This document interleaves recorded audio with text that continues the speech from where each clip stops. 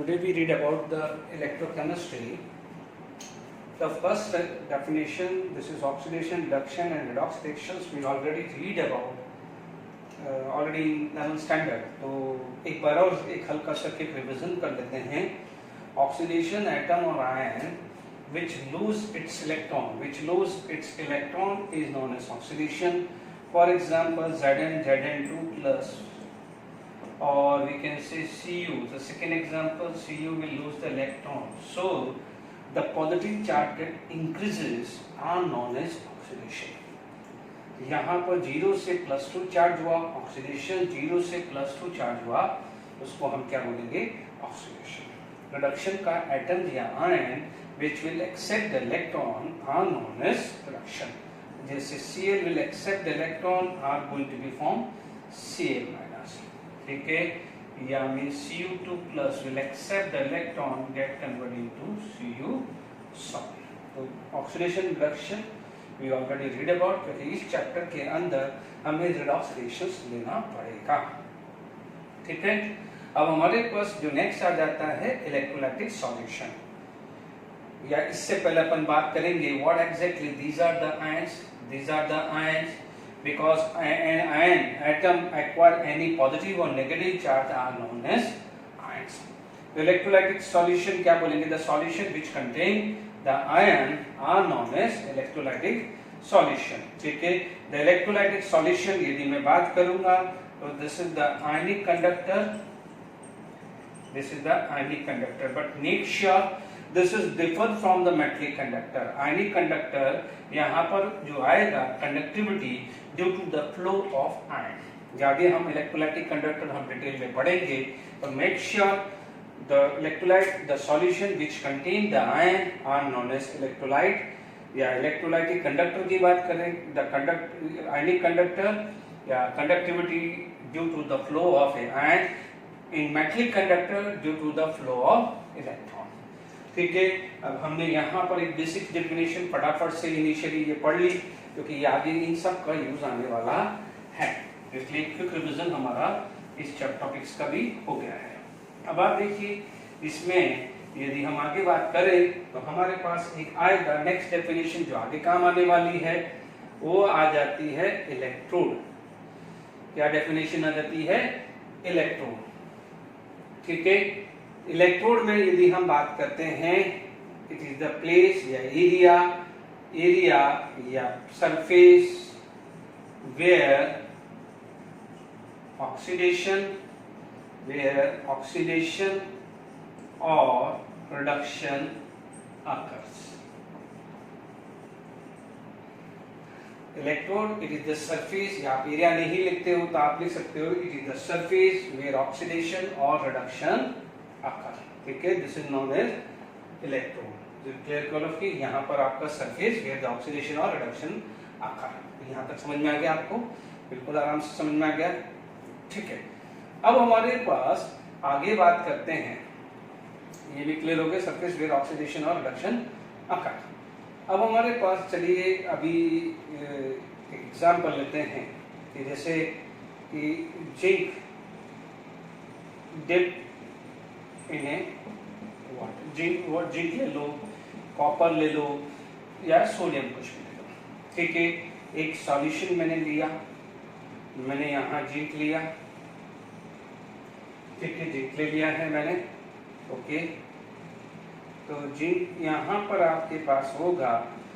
Next question आएगा कि whether zinc is going to be oxidized, because हमने ये पढ़ा है कि when the zinc strip is dipped in a copper sulfate solution, the color of a blue color is going to be disappear. ये हमने redox reaction में पढ़ा हुआ है in NCERT textbook 11th standard. चलो हम यहाँ पर बात करते हैं वाटर की, और यहाँ पर हम बात करते हैं जिंक स्ट्रिप की. ठीक है, यहाँ पर हम जिंक स्ट्रिप की बात करते हैं, तो हम क्या देखते हैं कि zinc is going to be oxidise. ठीक है, zinc is going to be oxidise, यानी जो भी जिंक यहाँ पर सरफेस पे था, जो भी यहाँ पर जिंक सरफेस पे था, उसमें से कुछ जिंक जैसे मान लीजिए ये जो डार्क कर रहा हूँ ये जिंक है, this is going to be lose and acquired Zn2 plus solution. But because ये क्या हो जाएगा, नॉन स्पॉन्टेनियस टाइप हो जाता है, बहुत माइनर जो है वो ऑक्सीडेशन होता है वाटर में। तो यहाँ पर क्या हो जाता है, क्योंकि देखिए ये सिर्फ ऑक्सीडेशन है तो सामने रिडक्शन भी होना चाहिए, और क्यों ऐसा हो रहा है वो भी मैं अभी आपको एक्सप्लेन करूंगा। ठीक है, क्यों होता है समझ लीजिए कि मान लीजिए ये अब मैं ये बोलता हूँ बहुत माइनर क्वांटिटी है, मान लीजिए 10⁻⁸ है, इसका मतलब the amount of product is very very less, इसका मतलब amount of unreacted reactant would be very high, यानी यहाँ पर जिंक बहुत ज्यादा प्रेजेंट है, इसलिए यहाँ पर एक इक्विलिब्रियम रिएक्शंस आएगा। अब आपके पास क्वेश्चन आ जाएगा कि सर ऐसा क्यों हुआ है, चीजों को समझिए। यहाँ पर यदि यहाँ पर Zn है, मान लीजिए ये ही है, तो यहाँ पर Zn2+ का अमाउंट बढ़ गया। वाटर बेसिकली क्या था, न्यूट्रल। जब वाटर में आपने क्या लिया था, न्यूट्रल था, तो न्यूट्रल था, बट मान लीजिए 1% 2% Zn2+ इस सॉल्यूशन के अंदर आ गया, तो दिस सॉल्यूशन न्यूट्रल से किसकी तरफ मूव होने लग गया, पॉजिटिव चार्ज की तरफ मूव होने लग गया। क्या हो जाएगा, पॉजिटिव चार्ज की तरफ मूव होने लग गया। जो इलेक्ट्रॉन थे वो कहाँ हैं, वो यहाँ रह गए। इलेक्ट्रॉन कहाँ रह गए, इलेक्ट्रॉन यहाँ रह गए। इलेक्ट्रॉन मेक श्योर इलेक्ट्रॉन जो है कभी भी वाटर के अंदर नहीं आते हैं। इलेक्ट्रॉन कहाँ रह गए हैं, मेटल सरफेस पे रह गए हैं, और जो Zn2+ आयन है वो कहाँ पर आ गया है, यहाँ पर आ गया है। कहाँ पर, सॉल्यूशन पे, यानी वाटर इनिशियली न्यूट्रल था, मान लीजिए 1% Zn2+ है, तो दिस वाटर यानी neutral is suppose to convert into the positive charge, यानी solution is going to be positive charge, यानी सॉल्यूशन जो है वो क्या हो रहा है, पॉजिटिव चार्ज है, और जो मेटल सरफेस है वो क्या बन रहा है, नेगेटिव चार्ज, क्योंकि इनिशियली तो Zn था ना, इनिशियली Zn था, बट जैसे जैसे Zn2+ आया है तो अपना इलेक्ट्रॉन यहाँ छोड़ रहा है ना। तो पहले मेटल Zn न्यूट्रल था, बट जो इलेक्ट्रॉन यहाँ छोड़ रहा है उसकी वजह से नेगेटिव चार्ज क्रिएट हो रहा है कि नहीं हो रहा है, इज इट क्लियर। अब जब नेगेटिव चार्ज आ गया है तो यहाँ पर जो है एक नेगेटिव पॉजिटिव एक इंटरफेस बनने की कोशिश करेगा। तो ये जो चीज है it is against the principle of electroneutrality, क्योंकि it is against the principle of electroneutrality. ठीक है, इलेक्ट्रोन्यूट्रलिटी क्या बोलता है कि माइनस प्लस जितना दूर हो उतना अच्छा होता है। माइनस प्लस यदि पास होगा तो क्या होगा, अट्रैक्शन हो जाएगा, तो अट्रैक्शन हो जाएगा तो once again it is try to be a neutral, यानी वो अपने आप को न्यूट्रल होने की कोशिश करेगा, यानी पॉजिटिव नेगेटिव चार्ज क्या ट्राई करेगा, वापस से न्यूट्रल होने की कोशिश करेगा। इसीलिए बहुत हल्का सा अमाउंट यहाँ पर गया है। इसका मतलब यदि इससे इस नेगेटिव चार्ज से यदि कोई भी इलेक्ट्रिसिटी जनरेट करनी है तो वो हम कर नहीं पाएंगे। ठीक है, यहाँ पर क्लियर हो गया कि जिंक डिप इन वाटर तो क्या होता है, it is against the principle of electroneutrality. Is it clear to all of you? चलिए यहाँ तक क्लियर हो गया, यानी principle of electroneutrality ions form में रहने नहीं देगा। वो क्या कोशिश करेगा, इन अपोजिट आयन के बीच में फोर्स ऑफ अट्रैक्शन हो तो ज्यादा से ज्यादा वो न्यूट्रल बने। इसीलिए ये रिएक्शन क्या हो जाती है, इक्विलिब्रियम। ये रिएक्शन क्या हो जाती है, इक्विलिब्रियम। वेरी लेस अमाउंट, मान लीजिए जूम कर लिए 10⁻⁶, -7, -8 इतना Zn2+ प्रोड्यूस हुआ है।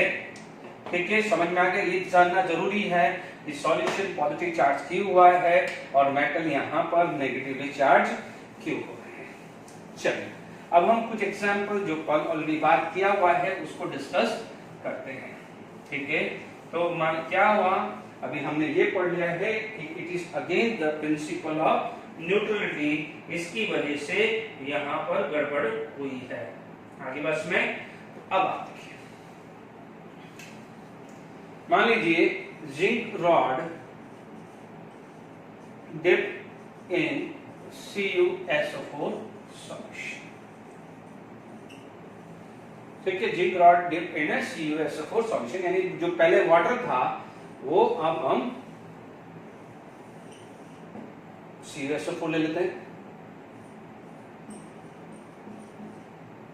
यहाँ पर जिंक ले लिया, ठीक है।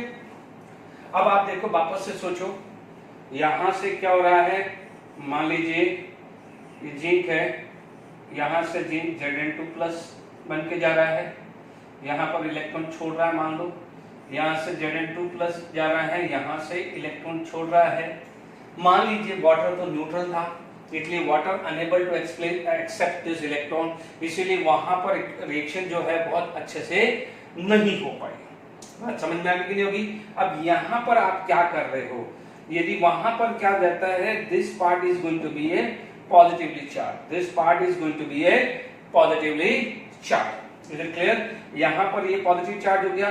तो अब क्या हुआ कि CuSO4 में से जो Cu2+ था, CuSO4 में क्या था, Cu2+, वो क्या हुआ, मेटल सरफेस पे गया, वो क्या हुआ, मेटल सरफेस पे गया, ठीक है। मेटल सरफेस पे जो इलेक्ट्रॉन था वो जैसे Zn ने Zn2+ आया, समझो, यानी Zn यहां पर अपना इलेक्ट्रॉन छोड़ दिया और Zn2+ सॉल्यूशन में चला गया, ठीक है। Cu2+ था वो अट्रैक्ट हुआ और उसने इस इलेक्ट्रॉन को एक्सेप्ट कर दिया and it is going to be form Cu, ठीक है। वाटर नहीं कर पा रहा था, वाटर यहाँ पर नहीं कर पा रहा था, बट Cu2+ हो या और Ag+ हो या कोई भी मेटल आयन है जो वो एक्सेप्ट कर सकता है, जिसकी कैपेसिटी Zn से कम हो, पढ़ लिया उसने।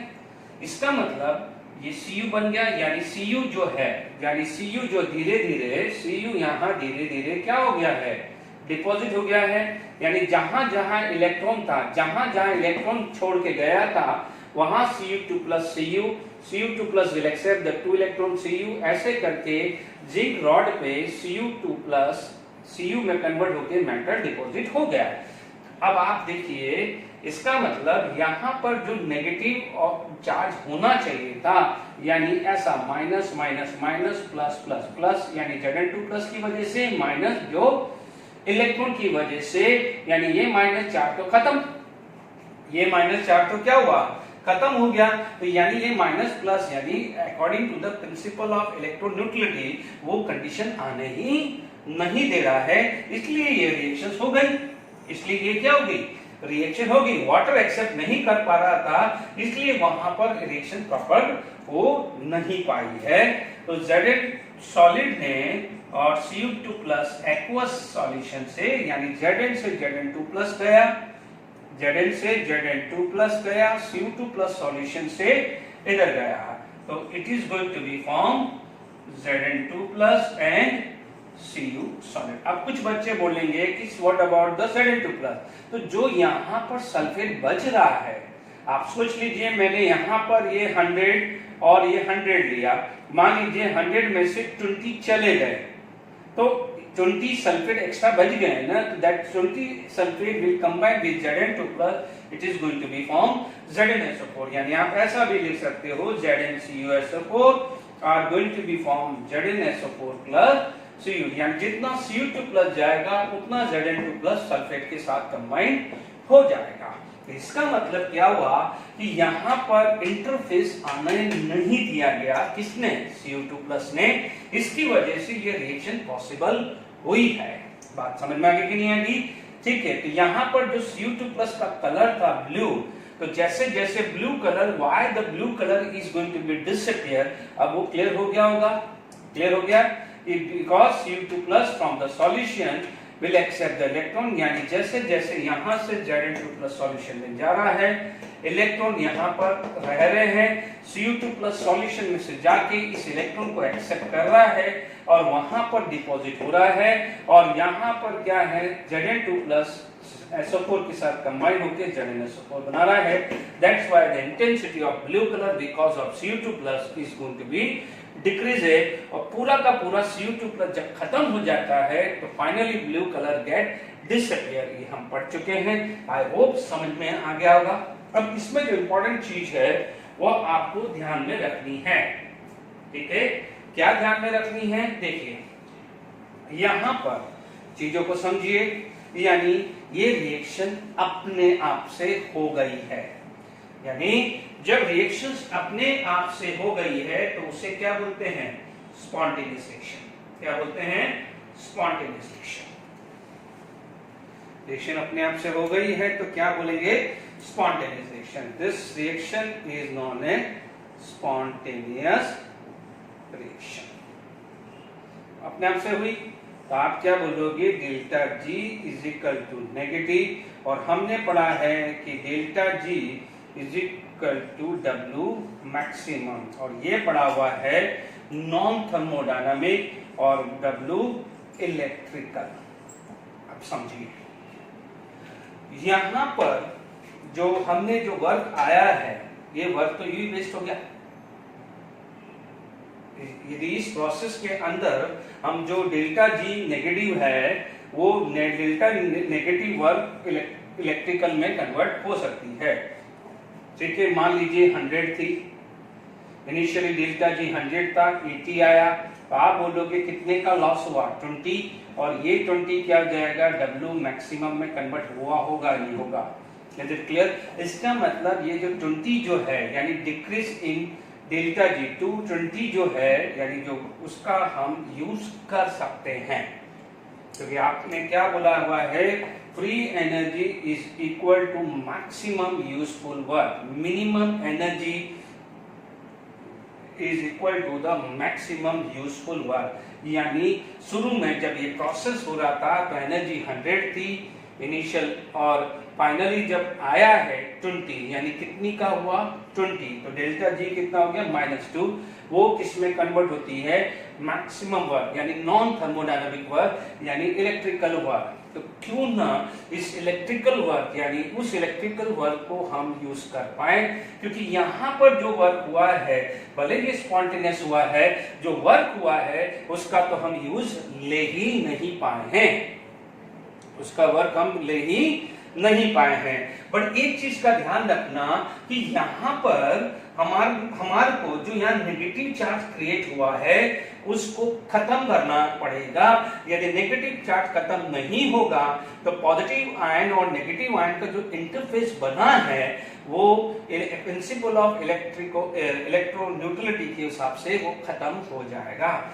ये चीज का ध्यान रखना। तब वापस से सुन लीजिए, भले ये स्पॉन्टेनियस वर्क हुआ है, जो स्पॉन्टेनियस वर्क में जो फ्री एनर्जी होती है which is convert into the maximum useful work, but यहाँ पर हमने उस वर्क का कहीं यूटिलाइजेशन किया ही नहीं है। तो क्यों ना हम जो इस वर्क को हम यूटिलाइज कर लेते हैं।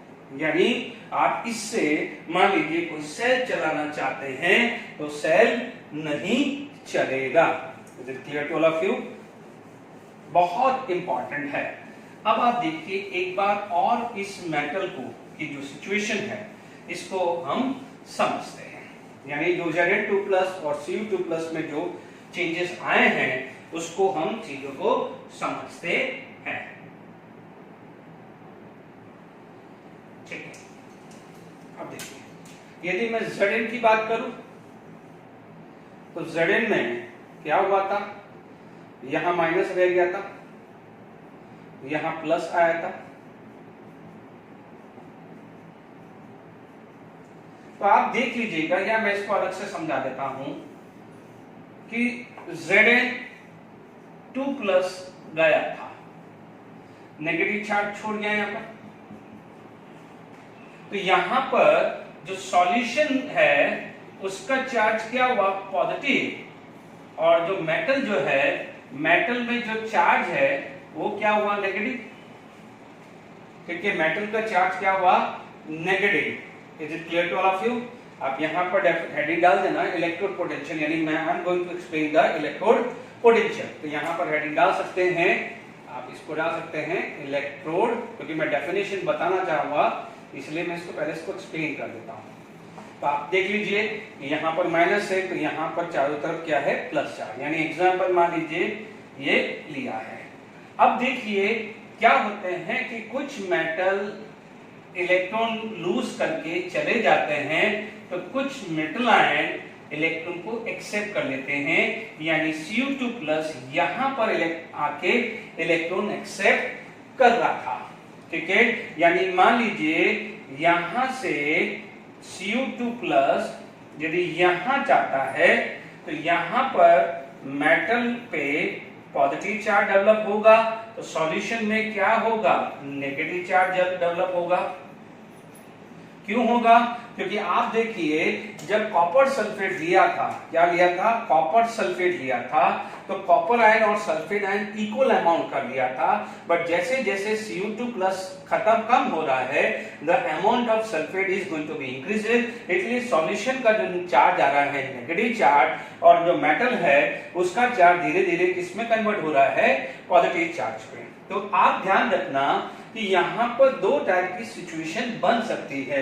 मैंने यहाँ पर बोला है हर बार Cu2 प्लस एक्सेप्ट नहीं करेगा, ऐसा भी आ सकता है, बट मैं दो बताना क्या चाहता हूं कि the metal can lose the electron, get converted into metal ion, so the solution become positive charge and the metal surface is going to be negative charge. This metal metal ion can accept the electron, and so the solution is going to be negatively charged, and here the metal surface पे positive charge development बढ़ जाएगा। ठीक है, इसका मतलब यहाँ पर एक डेफिनेशन जो आ जाती है, आप लोगों ने फिजिक्स में भी पढ़ा है कि जहां भी नेगेटिव चार्ज और पॉजिटिव चार्ज आएगा वहां पर पोटेंशियल डिफरेंस डेवलप होगा। ठीक है, तो आप क्या बोलोगे कि जहां भी मेटल, जैसे मान लीजिए मैंने ये एग्जांपल लिया, यहां माइनस माइनस माइनस, तो यहां प्लस प्लस प्लस। ठीक है, तो आप बोलोगे potential difference create at metal solution interface is known as electrode potential। ठीक है, तो समझ में आ गया कि मेटल यदि इलेक्ट्रॉन लूज करके मेटल लूज कर सकता है तो मेटल आयन इलेक्ट्रॉन गेन भी कर सकता है। ठीक है, तो यहां तक समझ में आ गया है। तो आप बोलोगे माइनस प्लस या प्लस माइनस दोनों चांसेस है, या तो माइनस प्लस बने या आपके पास जो भी होगा, यहाँ पर दूसरा केस ऐसा भी हो सकता है कि मेटल सरफेस प्लस हो तो सॉल्यूशन क्या आ जाएगा, नेगेटिव, दोनों चांसेस है। तो देखिए यहाँ माइनस प्लस तो पोटेंशियल डिफरेंस क्रिएट होगा, पोटेंशियल डिफरेंस क्रिएट होगा, उस पोटेंशियल डिफरेंस को आप क्या बोलते हैं, इलेक्ट्रोड पोटेंशियल। अब ध्यान से सुनना, अब हम धीरे धीरे सेल पे जा रहे हैं। ठीक है, अब हमारे को ये होने नहीं देना है। यदि ये होने दिया जाएगा तो it is against the principle of electroneutrality, यानी सेपरेशन ऑफ चार्ज जितना होगा उतना अच्छा है। इसका मतलब इस चार्ज को मैं डेवलप होने नहीं दूं और उसका मैं काम ले लूं तो ये हमारे लिए बेनिफिट होगा। ठीक है, तो अब हमारे पास आगे बात करते हैं। ध्यान रखना, इस जब ये पोटेंशियल क्रिएट होता है तो जो भी मेटल होता है तो उसी का ही सॉल्यूशन होना चाहिए। जैसे मान लीजिए Ag है तो AgNO3। ठीक है, Zn present in Zn2 plus, Cu present in Cu2 plus, Ag plus present in AgNO3। तो यहाँ पर इलेक्ट्रोड पोटेंशियल हुआ है। अब आप देखिए,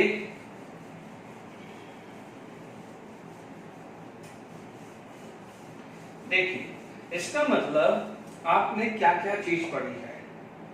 अभी हमने यहां पर एक वर्ड पढ़ा है डेल्टा G नेगेटिव, यानी स्पॉन्टेनियस। इस स्पॉन्टेनियस प्रोसेस से एक केमिकल एनर्जी की वजह से स्पॉन्टेनियस हुआ। क्या हुआ इसमें, केमिकल एनर्जी। समझ में आया क्यों केमिकल एनर्जी हुआ, रेडॉक्स हुआ ना, Zn से Zn2 प्लस हुआ, Cu2 प्लस से Cu हुआ, zinc is going to be oxidised, Cu2 plus is going to be reduced, यानी केमिकल एनर्जी डेवलप हुई, ये हुई केमिकल एनर्जी। अब इसकी वजह से क्या हुआ था, वर्क हुआ था। क्या हुआ था इसकी वजह से, डेल्टा G किस पे कन्वर्ट होगा, वर्क में। अब इस वर्क का मैं यूज कर लूं इलेक्ट्रिक, तो वो कहलाएगी इलेक्ट्रिकल एनर्जी। समझ में आया, समझ में आया। ठीक है, यानी chemical energy get convert into electrical energy. Zn को यदि Cu2 प्लस में था तो वो जो वर्क प्रोड्यूस हुआ था डेल्टा जी लोअर होने की वजह से जो वर्क हुआ था उसका आप यूटिलाइज नहीं कर पाते हैं। अज्यूम कर लीजिए कि उस केमिकल एनर्जी को आप जो केमिकल एनर्जी की वजह से जो डेल्टा जी मिनिमम हुई, रिलीज हुई है, उसका यदि मैक्सिमम यूजफुल वर्क कर देते हैं तो उस आपका एक सेल बन जाता है और वो इलेक्ट्रिसिटी प्रोड्यूस करने में हेल्प कर देता है। ठीक है, यहां तक समझ लीजिए। यहां पर चीजों को देख लीजिए, यानी डेल्टा जी, तो आप क्या बोलोगे, यहां पर एक वर्ड आ जाएगा इलेक्ट्रोकेमिकल सेल। क्या आ जाएगा? Electrochemical cell. तो आप बोलोगे it is spontaneous process in which chemical energy get convert into electrical energy। यानी इसमें क्या हुआ है? spontaneous process in which the chemical energy get convert into electrical energy।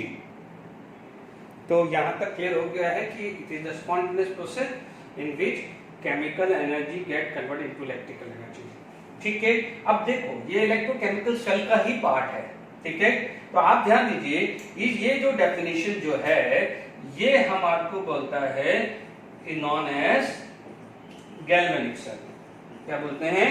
Galvanic cell और वोल्टिक सेल। बट कई बार क्या होता है, इलेक्ट्रोकेमिकल सेल में भी ये डेफिनेशन दी हुई होती है। Electrochemical cell in which there is a spontaneous process occur in which chemical energy get convert into this. या स्पॉन्टेनियस प्रोसेस नहीं लिख सकते हैं तो आप बोलोगे spontaneous redox reaction occur, redox reaction occur in which chemical energy get convert into electrical energy. अब आप देखिए, मान लीजिए इसका यदि आप क्लासिफिकेशन करना चाहते हैं इलेक्ट्रोकेमिकल सेल का। ठीक है, यदि आप इलेक्ट्रोकेमिकल सेल में यदि क्लासिफिकेशन करना चाहते हैं तो आप तीन पार्ट में बात करोगे। पहला पार्ट आएगा गैल्वेनिक और वोल्टिक सेल। ठीक है, एक आ जाता है इक्विलिब्रियम सेल अलग। ठीक है, और तीसरा पार्ट आप बात कर सकते हैं इलेक्ट्रोलाइटिक सेल। ठीक है, इलेक्ट्रोलाइटिक सेल। इसमें क्या होता है? स्पॉन्टेनियस प्रोसेस होता है, इसमें तो इक्विलिब्रियम होता है। इसमें प्रोसेस की बात करूं तो इक्विलिब्रियम, और ये क्या होता है? नॉन स्पॉन्टेनियस होता है। ये आगे पढ़ेंगे अपन, पढ़ा भी लिख सकते हैं। अब इसके अंदर क्या हो जाएगा? स्पॉन्टेनियस रिडॉक्स रिएक्शन होता है। ठीक है, इसमें chemical energy get convert into electrical energy. इसमें कुछ नहीं होता है, कुछ भी चलता नहीं है।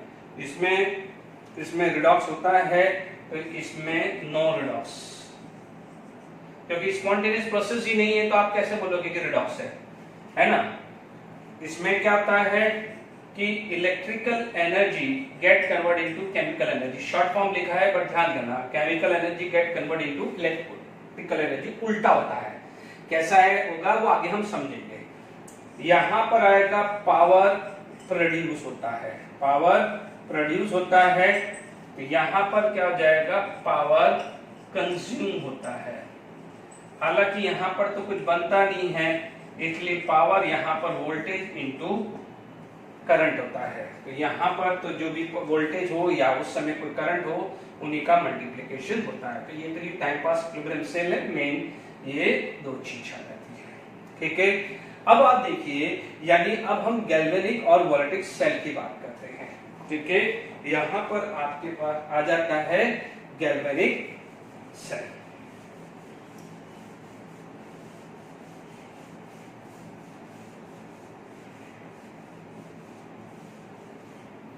देखिए, यहाँ पर हमारे पास नेक्स्ट जो आ जाता है गैल्वेनिक और इलेक्ट्रिक।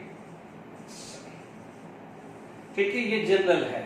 ठीक है, अब इसका ये जनरल है, इसमें कोई भी आप इलेक्ट्रोड ले सकते हो। अभी अपन ने पढ़ा था electrode potential Ag, AgNO3, Cu, CuSO4, Zn, ZnSO4, कुछ भी आप ले सकते हो गैल्वेनिक और पॉलिटिक सेल। उसमें खास का ध्यान रखना है, रिडॉक्स रिएक्शंस होगी, वहां पर आपका प्रोसेस होगा नॉन स्पॉन्टेनियस। क्या प्रोसेस होगा?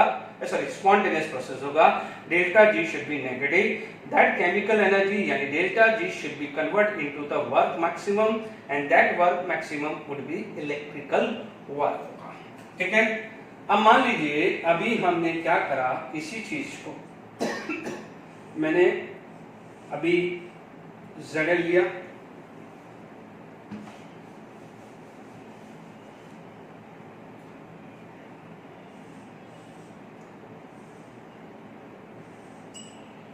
यहाँ पर आपका Zn आया है, यहाँ पर ZnSO4 सॉल्यूशन लिया, अभी जस्ट थोड़ी देर पहले लिया आपने। यहाँ पर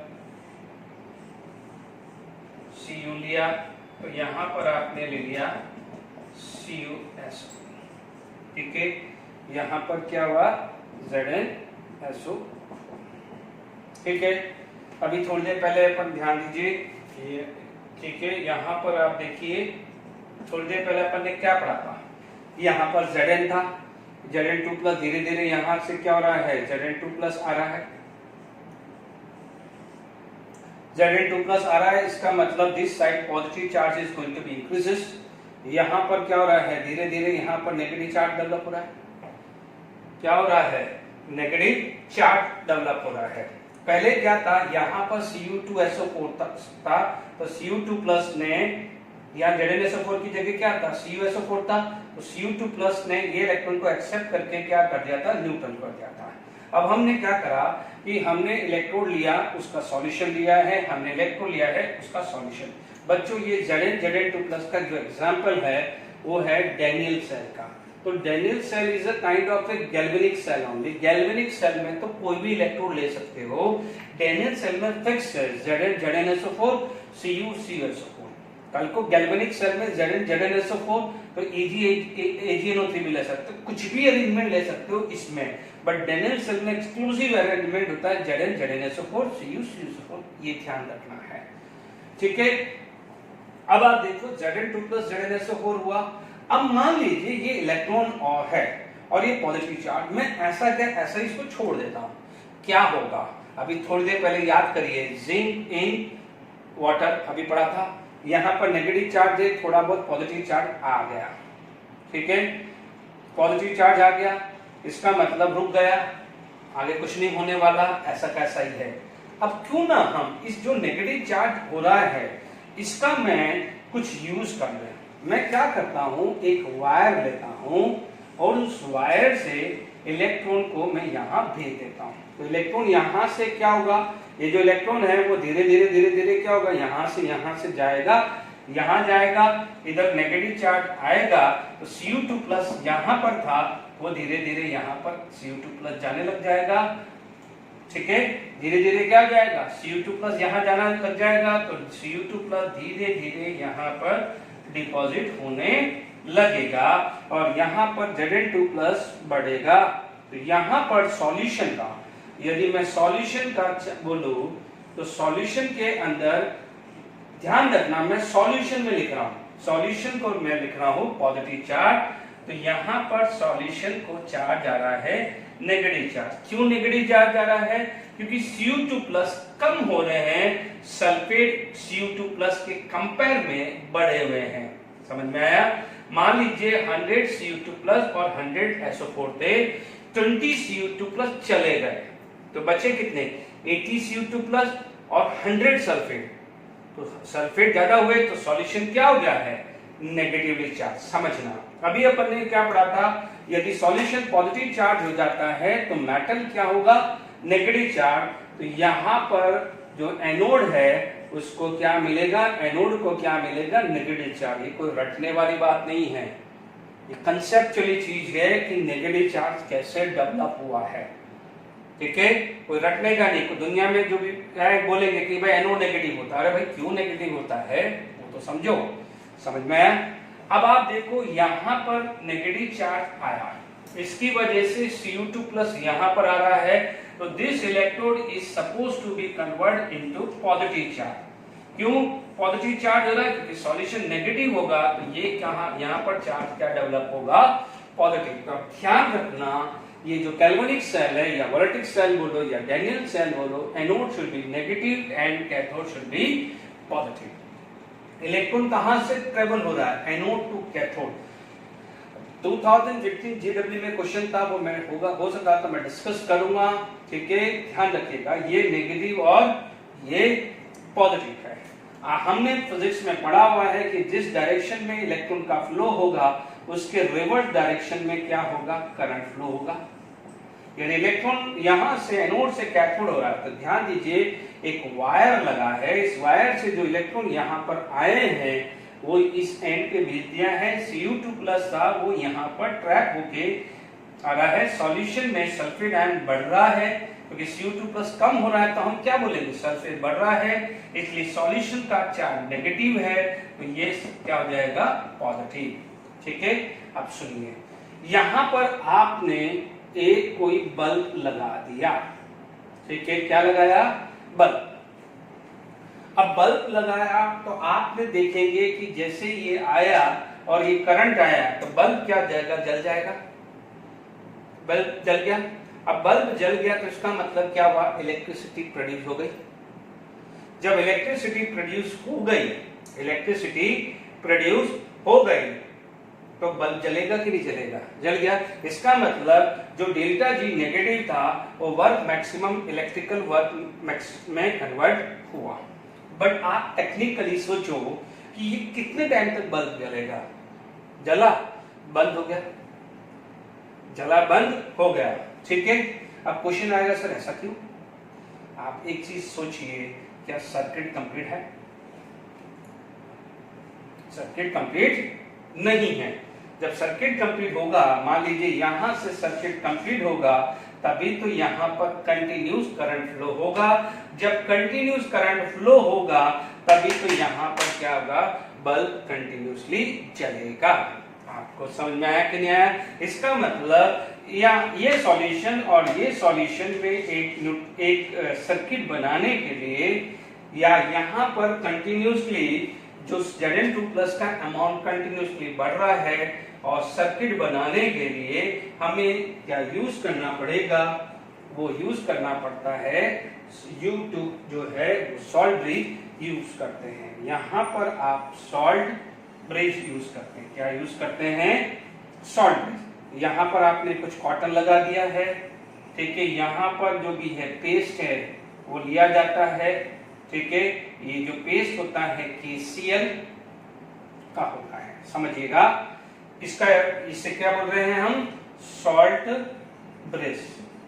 ये क्या हो जाएगा? Salt bridge. अच्छे से डायग्राम देखना है तो आप बुक्स में से देख सकते हो, ठीक है। अब आपने क्या करा, यहां पर जो भी है KCl, ठीक है, यहां पर आपने क्या करा? Zn2 प्लस बढ़ गया। क्या हुआ? Zn2 प्लस बढ़ गया। अब Zn2 प्लस बढ़ गया तो यहां से क्या होगा? नेगेटिव चार्ज इधर आ जाए तो जो Zn2 प्लस है उसको क्या करेगा? न्यूट्रलाइज करेगा और ये कंटिन्यूसली Zn2 प्लस और इलेक्ट्रॉन, क्योंकि सोचिए यदि ये पॉजिटिव चार्ज बढ़ गया तो पॉजिटिव और नेगेटिव की वजह से अनबैलेंस हो सकता है और against the principle of electrical neutrality एक बार बल्ब जल गया तो क्या हो जाएगा? उसके बाद जलेगा नहीं, क्योंकि Zn2 प्लस का अमाउंट बहुत बढ़ चुका होगा।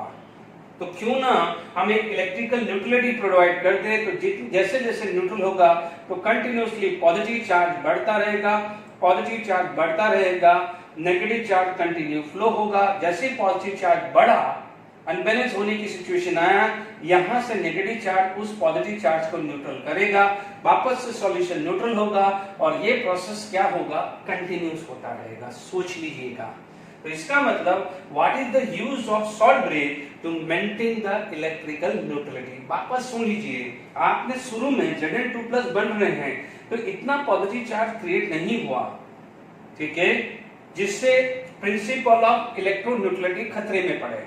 क्यों? क्योंकि जैसे बन रहा है ये इलेक्ट्रॉन ट्रेवल हो रहा है, but once the amount of Zn2+ is very very high, in that case it is going to be tough for electron to travel. Electron को यहाँ पर ट्रेवल करना टफ पड़ जाएगा।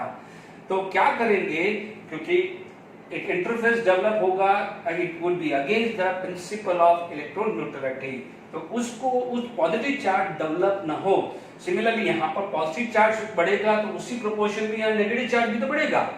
तो ये जो चार्ज डेवलप होगा तो इसकी वजह से इलेक्ट्रॉन का फ्लो थोड़ा सा तकलीफ में आएगा। एक स्टेज ऐसी आएगी कि इलेक्ट्रॉन का फ्लो होना ही बंद हो जाएगा, तो करंट फ्लो ही नहीं होगा। इसलिए तो अपने बोला कि थोड़ी देर के लिए बल्ब जल जाएगा, ठीक है। तो हमने क्या करा, सॉल्ट ब्रिज यूज किया है और यहाँ पर हमने ले लिया है गैल्वेनोमीटर। क्यों? क्योंकि हमें वोल्टेज मेजर करना है तो कोई ना कोई तो इंस्ट्रूमेंट लेना पड़ेगा। तो यहाँ पर हमने ले लिया है गैल्वेनोमीटर, ठीक है। It is to measure the voltage over here. अब आप देखो नेगेटिव चार्ज यहाँ पर आके इस पॉजिटिव चार्ज को न्यूट्रल कर रहा है और यहाँ का पॉजिटिव चार्ज यानी जैसे Cl- यहाँ आके Zn2+ को न्यूट्रलाइज कर रहा है, तो K+ यहाँ पर आके सल्फेट को न्यूट्रलाइज कर रहा है। जब भी वो न्यूट्रल होगा तभी क्या हो जाएगा, ये सर्किट पूरा का पूरा कंप्लीट हो पाएगा एंड इलेक्ट्रॉन का फ्लो कंटिन्यूस होगा, तो उसके करंट फ्लो प्रॉपर होगा। और यहाँ पर जो डिफ्लेक्शन जो आएगा वो आपका आएगा सेल पोटेंशियल। क्या आएगा? Cell potential. हालांकि अभी हम आगे बात करेंगे सेल पोटेंशियल, बट अभी यहाँ ध्यान दीजिए कि ये सेल पोटेंशियल है, ठीक है। तो ये चीज क्लियर हो गई। इसका मतलब यहाँ पर सॉल्ट ब्रिज का जो रोल है वो काफी इंपॉर्टेंट है, ठीक है।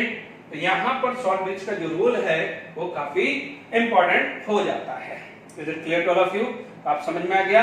अब आप देखिए सॉल्ट ब्रिज में यहाँ पर जो हमने जो सिलेक्ट किया है,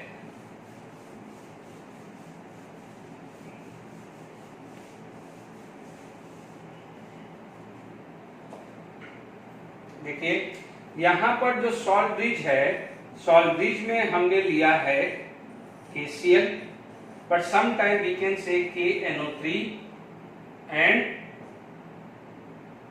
अमोनियम नाइट्रेट। KNO3 भी ले सकते हैं और अमोनियम नाइट्रेट भी लेते हैं, बट बेस्ट इज KCl।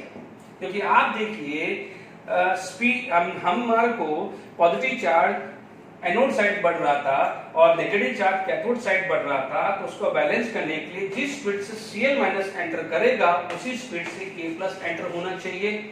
तो यही हम सॉल्ट में चाहते हैं। इसका मतलब सबसे पहले चाहिए कि speed of K+ should be equal to speed of Cl-। ये रिक्वायरमेंट होती है। इसका मतलब आप बात करेंगे स्पीड ऑफ कैटायन। पहली कंडीशन क्या है? Speed of cation should be equal to speed of anion, ठीक है। दूसरा आ जाता है कि ionic mobility of cation IC should be equal to ionic mobility of anion IA, ठीक है। अब आयनिक मोबिलिटी होती क्या है? ठीक है, बहुत सिंपल सा टर्म बना देता हूं कि ionic mobility equal to speed of ion divided by potential gradient.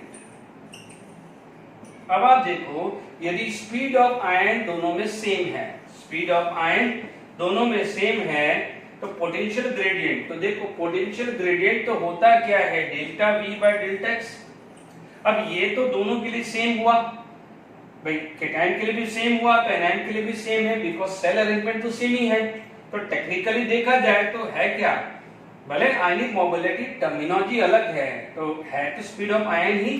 तो यहाँ पर स्पीड ऑफ आयन क्या हो गई है? सेम है। यदि स्पीड ऑफ आयन सेम है तो आयनिक मोबिलिटी भी क्या होगी? सेम है। यहां पर जो थर्ड जो चीज आ जाती है वो आ जाती है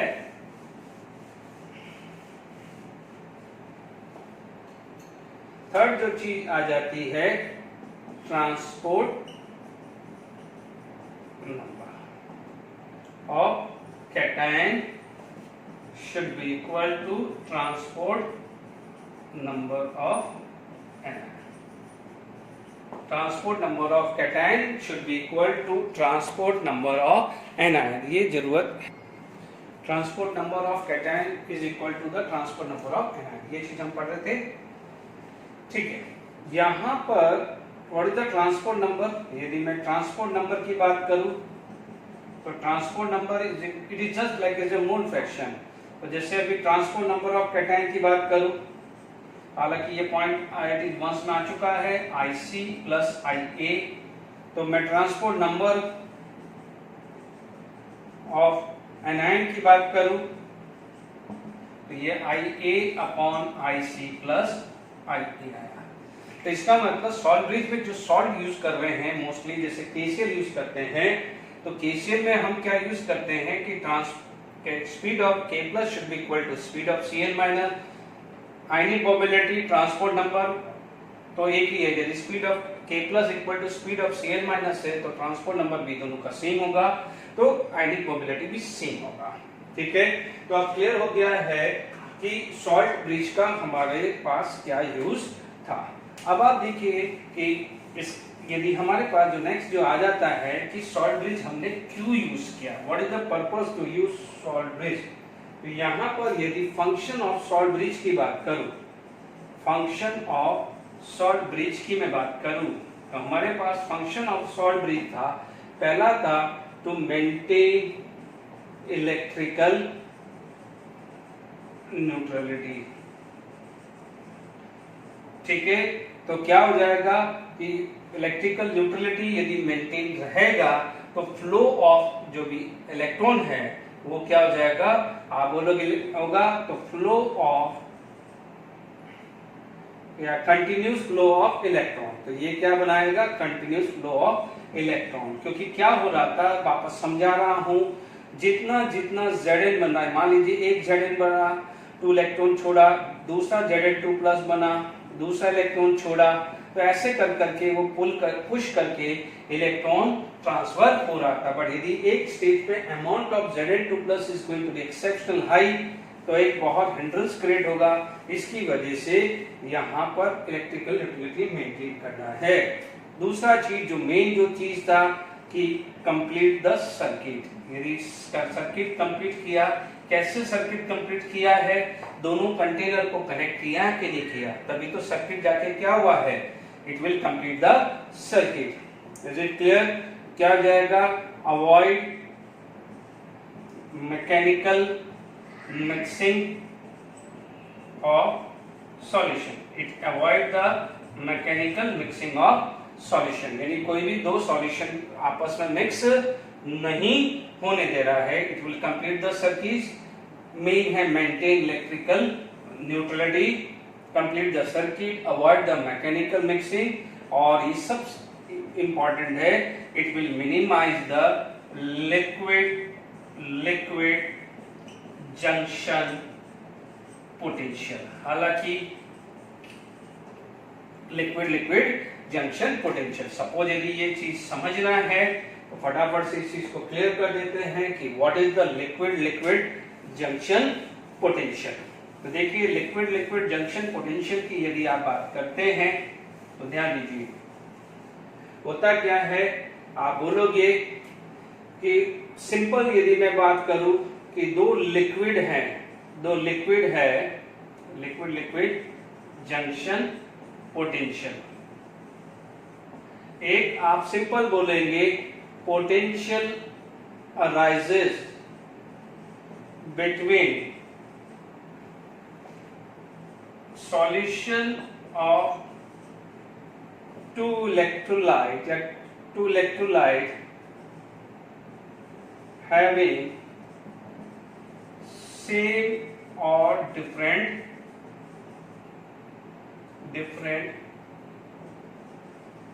कंसंट्रेशन। यानी मान लीजिए यहाँ पर, जैसे आप मान लीजिए आपके पास यहाँ H, मान लीजिए यहाँ पर एक इंटरफेस क्रिएट हो गया H प्लस Cl माइनस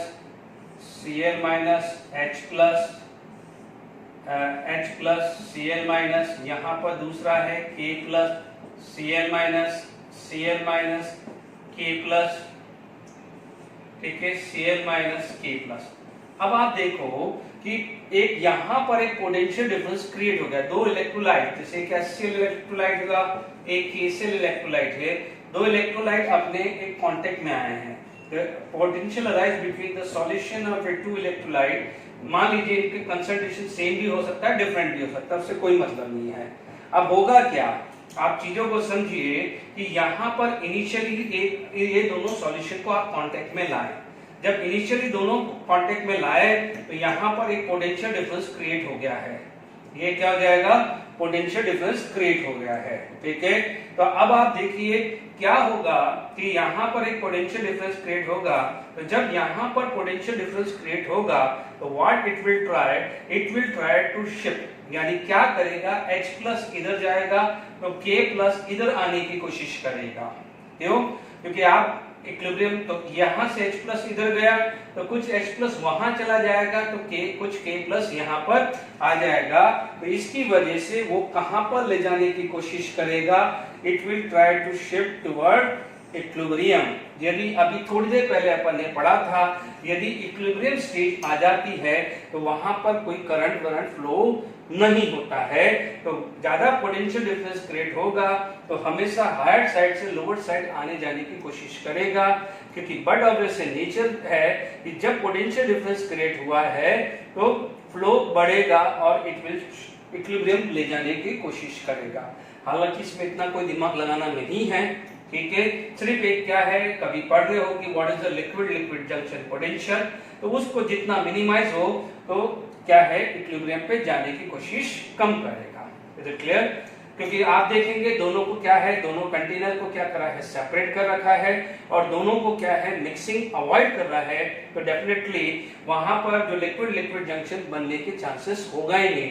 जब लिक्विड जंक्शन बनने के चांसेस होगा ही नहीं तो फ्लो होगा नहीं, तो फ्लो होगा नहीं तो इक्विलिब्रियम स्टेज आएगी नहीं। इसीलिए ये भी सॉल्ट ब्रिज भी क्या करता है, मिनिमम करता है ना। आप देख लीजिए दो कंटेनर है, उसमें मैकेनिकल फ्लो होने नहीं दे रहा है, इसलिए LG पे होने के चांसेस कम हो जाते हैं।